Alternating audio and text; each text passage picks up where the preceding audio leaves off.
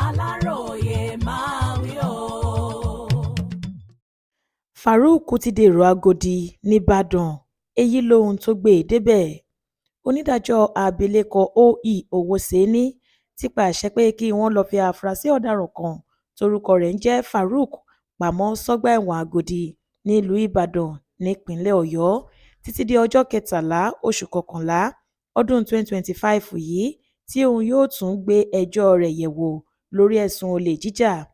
Lọ́jọ́ Ẹtì Friday ọjọ́ 7 oṣù kọkànlá ọdún yìí ni Owóṣeni pàṣẹ yìí ní kóòtù kejì ilé-ẹjọ́ májísírèètì tó wà lókè Mòpó nílùú Ìbàdàn.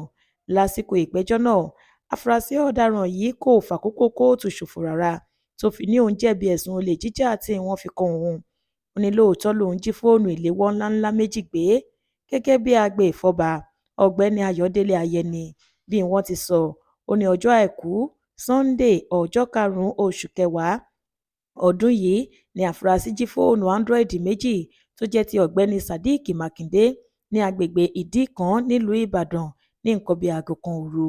Ẹ̀rọ ìléwọ́ náà Vivo 10 ní olùpẹ̀jọ́ ìjọba ní iye rẹ̀ tó $1,169 náírà nígbà tí fóònù kejì Tecno 18 tó $1,090 náírà tí àpapọ̀ iye owó fóònù méjèèjì sì jẹ́ $1,160 náírà.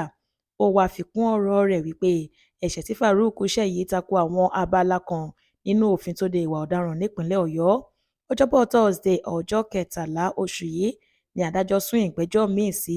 Lẹ́yìn èyí ló ní kí ọmọkùnrin náà máa lọ gbatẹ́gùn nínú ọgbà ẹ̀wọ̀n Agodi títí tí ìgbẹ́jọ́ míì yóò fi wáyé lórí ọ̀rọ̀ rẹ̀.